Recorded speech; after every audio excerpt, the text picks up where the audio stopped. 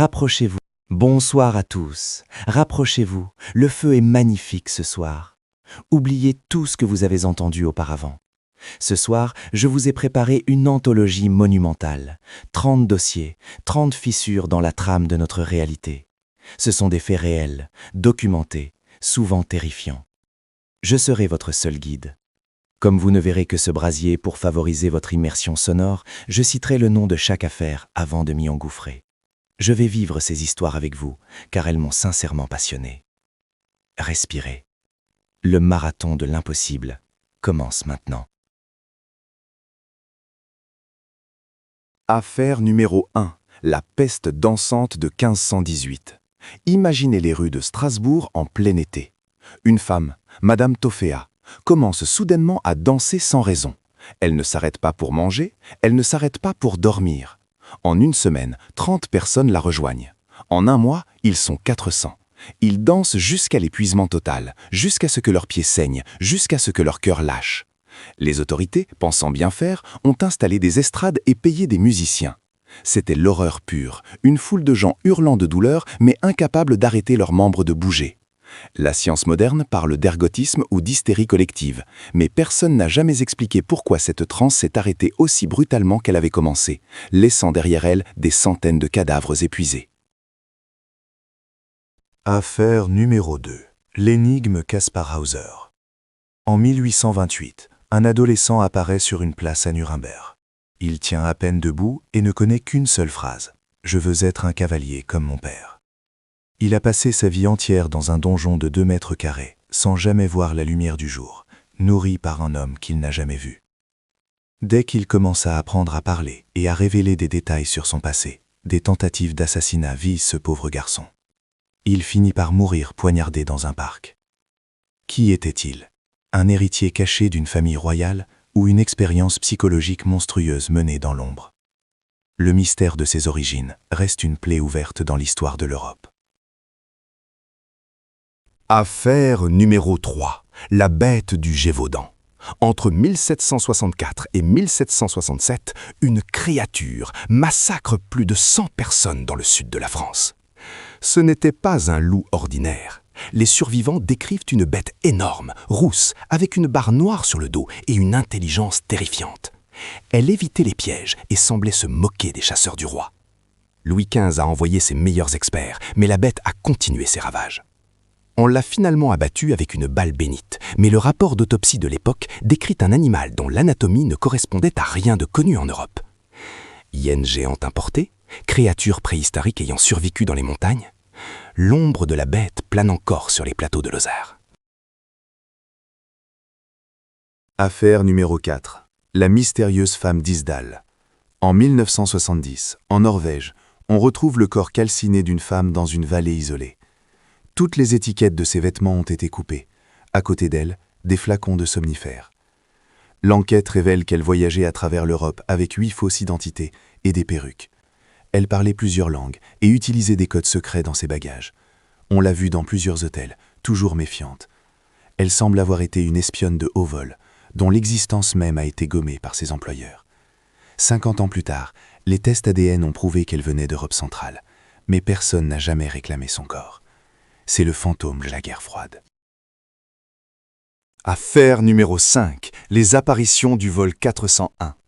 En 1972, un avion de ligne s'écrase dans les Everglades en Floride. Le capitaine Bob Loft et l'ingénieur Don Repo meurent dans l'accident. Peu de temps après, des pièces du moteur de l'avion crashé sont récupérées et réinstallées sur d'autres appareils de la même compagnie. C'est là que le délire commence. Des dizaines de membres d'équipage et même des passagers rapportent avoir vu Loft et Repo à bord de ces avions, en train de vérifier le matériel ou de s'asseoir dans le cockpit. Ils disparaissaient dès qu'on essayait de leur parler. La direction de la compagnie a fini par ordonner le retrait de toutes les pièces récupérées. Depuis, les fantômes ont cessé de patrouiller. Ils surveillaient peut-être leur matériel pour éviter un nouveau drame. Affaire numéro 6. Les empreintes du diable au Devon. 1855, Angleterre. Après une nuit de neige intense, les habitants découvrent une traînée de traces de pas en forme de sabots fourchus. Ces empreintes s'étendent sur plus de 160 kilomètres. Elles traversent les murs, montent sur les toits et continuent de l'autre côté des rivières comme si la créature avait marché sur l'eau. Aucune trace de retour. La forme du sabot était nette, comme marquée au fer rouge dans la neige. Les journaux de l'époque ont parlé d'une panique totale, les gens s'enfermant chez eux avec des bibles. Aucun animal connu ne peut parcourir une telle distance en une nuit en traversant des obstacles verticaux. Qui a marché dans le Devon cette nuit-là? Affaire numéro 7. Le forage de Kola ou le puits de l'enfer. Dans les années 70, les Soviétiques tentent de creuser le trou le plus profond du monde. Ils atteignent 12 262 mètres, mais ils s'arrêtent brusquement. Pourquoi? Une légende urbaine raconte qu'ils auraient descendu un micro résistant à la chaleur et capté des millions de cris humains venant des entrailles de la Terre. La réalité est plus subtile. Ils ont trouvé de l'eau là où il ne devrait pas y en avoir et une température de 180 degrés qui rendait le forage impossible. Mais l'urgence avec laquelle ils ont scellé le trou et abandonné le site laisse planer un doute. Qu'est-ce qu'on a réveillé en grattant l'écorce de notre planète? Affaire numéro 8. Les lumières de Hesdalen. Depuis 1981, dans une petite vallée de Norvège, des lumières inexpliquées apparaissent de jour comme de nuit. Elles peuvent être de la taille d'une voiture, se déplacer à des vitesses fulgurantes ou rester stationnaires pendant des heures. Les scientifiques du monde entier ont installé une station d'observation permanente. Ils ont capté des signatures spectrales uniques. Ces lumières semblent composées de plasma auto-organisé. Mais le plus fou, c'est que si vous pointez un laser vers elles réagissent en doublant leur intensité. C'est une forme de communication ou une intelligence naturelle que nous ne comprenons pas encore. C'est magnifique, mais c'est surtout profondément troublant. Affaire numéro 9. Le navire maudit Lady Lovibond. 1748, un capitaine jaloux précipite son navire sur les bancs de sable de Goodwin Sands, en Angleterre, par pure vengeance. Tout l'équipage périt. Mais tous les 50 ans, à la date anniversaire du naufrage, le navire réapparaît. En 1798, 1848, 1898 et 1948, des témoins oculaires et des capitaines de port ont vu un voilier noir foncer vers les bancs de sable avant de se volatiliser dans le brouillard juste avant l'impact. On a envoyé des canots de sauvetage à plusieurs reprises, mais il n'y avait jamais de débris. Le Lady Lovibond est prisonnier d'une boucle temporelle, condamné à revivre son crash éternellement devant les yeux des vivants. Affaire numéro 10. La momie de San Pedro. 1932, Wyoming. 2 chercheurs d'or font sauter une paroi rocheuse et découvrent une petite pièce scellée.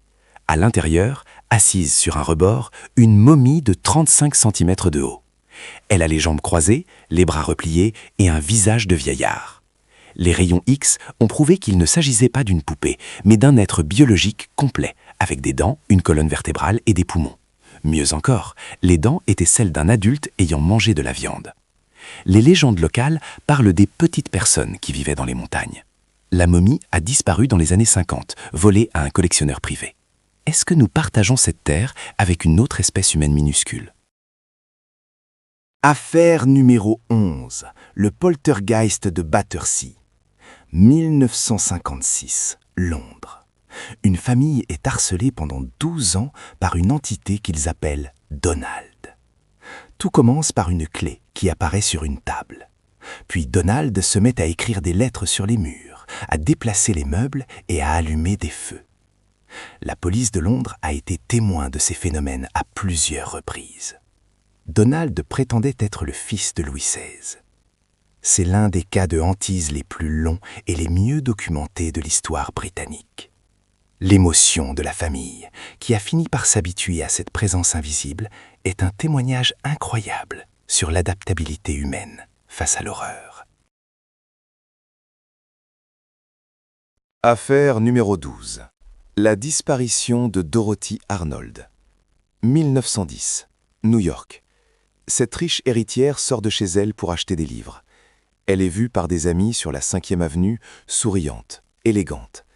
Elle entre dans une librairie, puis elle en sort. Et elle se volatilise. Plus de 100 000 $ ont été dépensés par sa famille en détective privé. Le monde entier a cherché Dorothy. Aucune demande de rançon, aucune trace de corps, aucun mouvement bancaire. C'est comme si elle s'était dissoute dans l'air de New York, en plein jour. Son père est mort persuadé qu'elle avait glissé dans une autre dimension. Parfois, la ville est plus vorace qu'on ne le pense.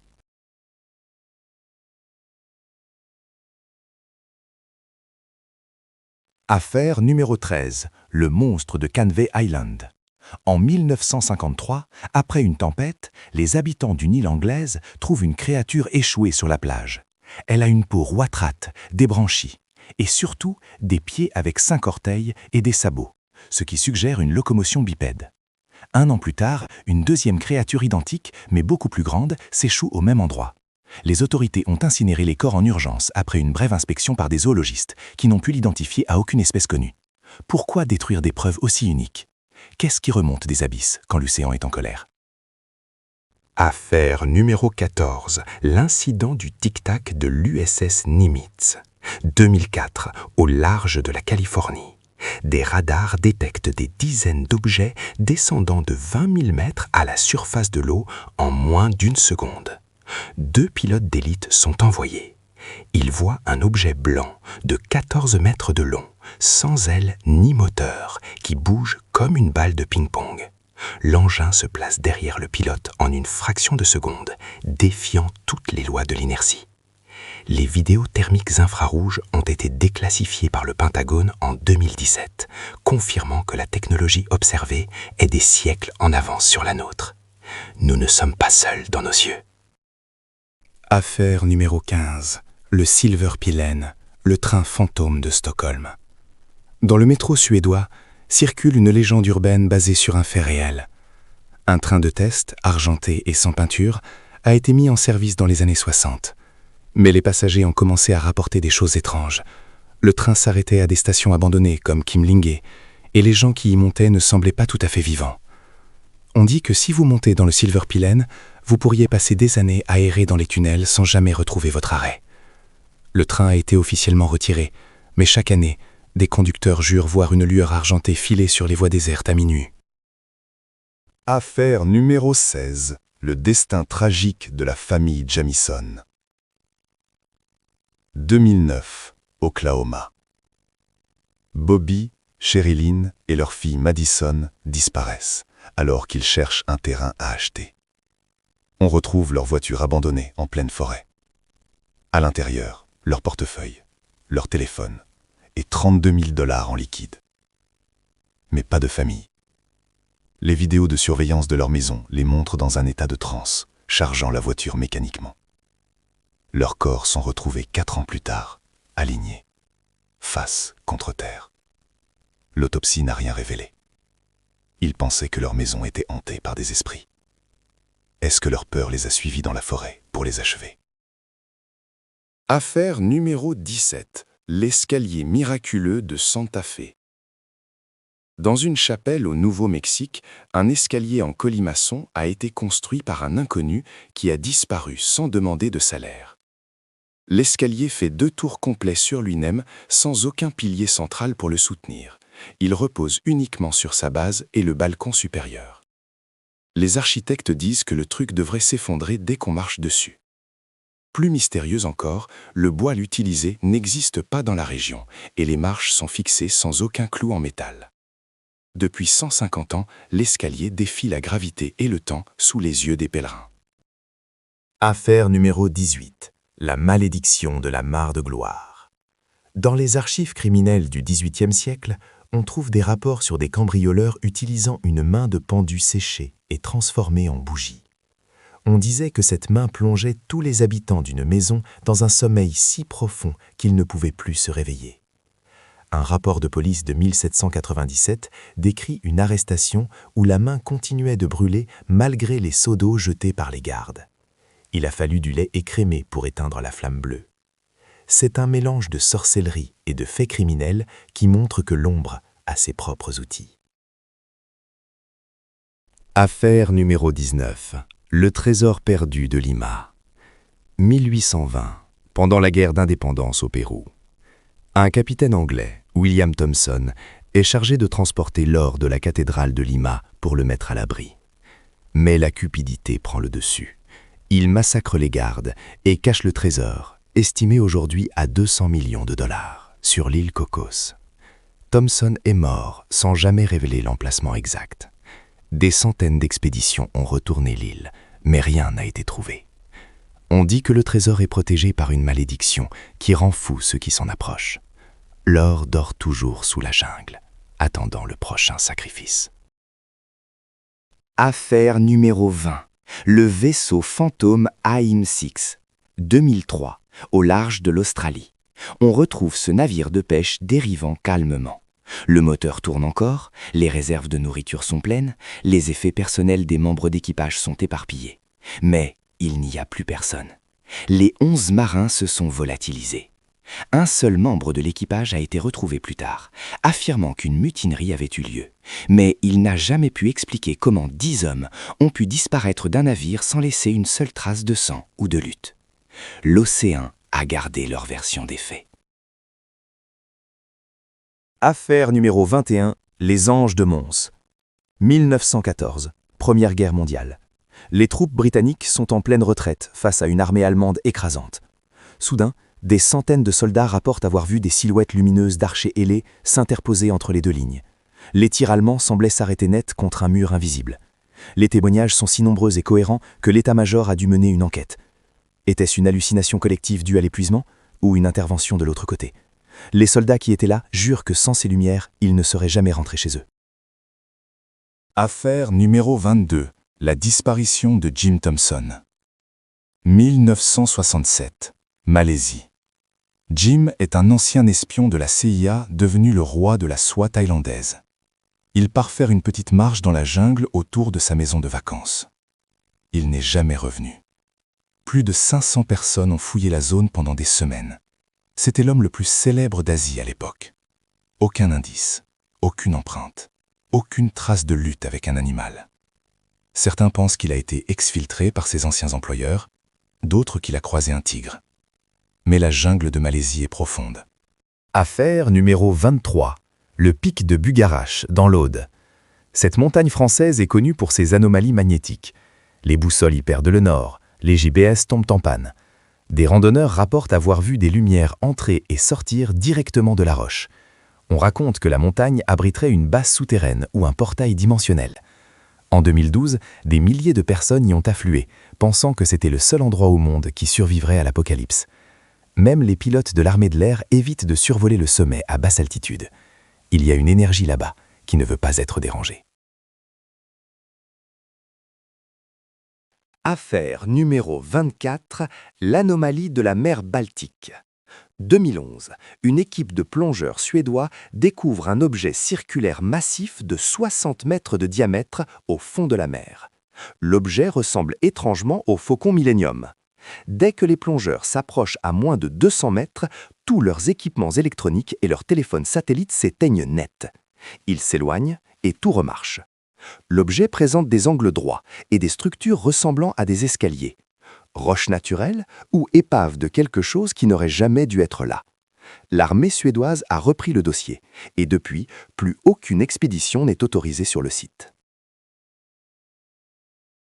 Affaire numéro 25. La carte du créateur ou la pierre de Dashka. En 1999, on trouve une dalle de pierre d'1 tonne en Russie. Elle porte une carte en relief en 3 dimensions de la région de l'Oural. Le problème, cette carte montre des structures d'ingénierie massives, des barrages et des canaux qui n'existent pas aujourd'hui. Les analyses géologiques suggèrent que la carte a été gravée il y a des millions d'années. Pour réaliser une telle précision, il aurait fallu une vue aérienne par satellite. Qui pouvait survoler l'Oural à l'époque des dinosaures pour dessiner des plans d'irrigation? Affaire numéro 26, les siphons de lumière du lac Michigan. Depuis les années 90, des pêcheurs voient des rayons de lumière bleue descendre du ciel et pénétrer la surface de l'eau dans un silence absolu. L'eau semble bouillir autour du rayon. En 1994, un radar météorologique a capté plus de 60 objets se déplaçant au-dessus du lac à des vitesses impossibles avant de plonger sous la surface. Les autorités parlent d'oiseaux ou de reflets. Mais les locaux savent qu'il y a quelque chose de massif et de technologique qui utilise les profondeurs du lac comme refuge. Affaire numéro 27, le triangle de la Burle en Haute-Loire. C'est le petit frère français du triangle des Bermudes. Depuis les années 70, plus de 60 crashs d'avions inexpliqués ont eu lieu dans cette zone restreinte. Des avions militaires, des hélicoptères de secours, des avions de ligne. Tous rapportent des pannes d'instruments soudaines ou des brumes colorées qui les désorientent. Les paysans du coin voient régulièrement des sphères lumineuses survoler les bois. On dit que le mont Mézenc est une antenne pour des énergies que nous ne maîtrisons pas encore. C'est une zone de silence radio et de mystère permanent.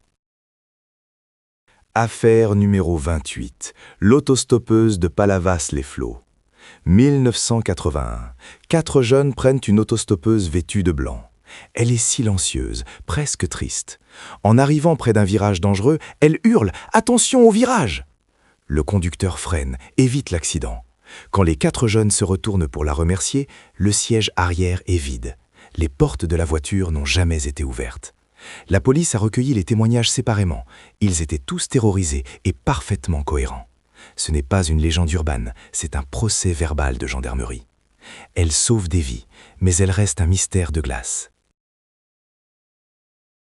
Affaire numéro 29. La station radio UVB 76.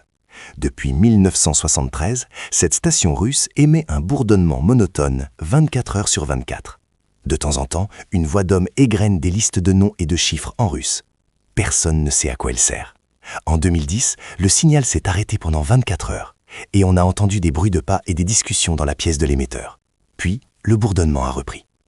On parle de déclencheur pour une guerre nucléaire ou de communication avec des espions dormants. Écouter cette radio, c'est comme entendre le pouls d'une machine de guerre qui attend son heure dans le noir. Affaire numéro 30, le manuscrit de Sibiu. En 1961, on découvre en Roumanie un manuscrit de 450 pages datant de 1555. Il décrit avec une précision technique effrayante la construction de fusées à 3 étages, de carburant liquide et de systèmes de propulsion. Rappelez-vous, nous sommes au XVIe siècle. L'auteur, un certain Konrad Haas, détaille même des plans pour des lanceurs spatiaux. D'où tenait-il ces connaissances 400 ans avant le premier vol de la NASA? Sommes-nous une civilisation qui a oublié son propre passé technologique ou Haas a-t-il eu un professeur venu d'ailleurs? C'est sur cette question que je vous laisse ce soir. Le feu meurt doucement, mes amis. Les braises rougeoient encore un peu, mais le bois est épuisé. On a parcouru des milliers de kilomètres et traversé les époques à travers ces 30 dossiers. J'espère que vous vous sentez un peu différent maintenant. Toucher l'impossible du doigt, ça laisse toujours une trace. Prenez le temps de retrouver la chaleur de votre foyer, de vérifier que tout est bien à sa place avant de vous endormir. Merci de m'avoir écouté jusqu'au bout. C'était un immense plaisir de partager ces ombres avec vous. Demain, la vie reprendra ses droits. Mais ce soir, restez bien près de la lumière. C'était Marcus. Bonne nuit à tous, si vous y arrivez.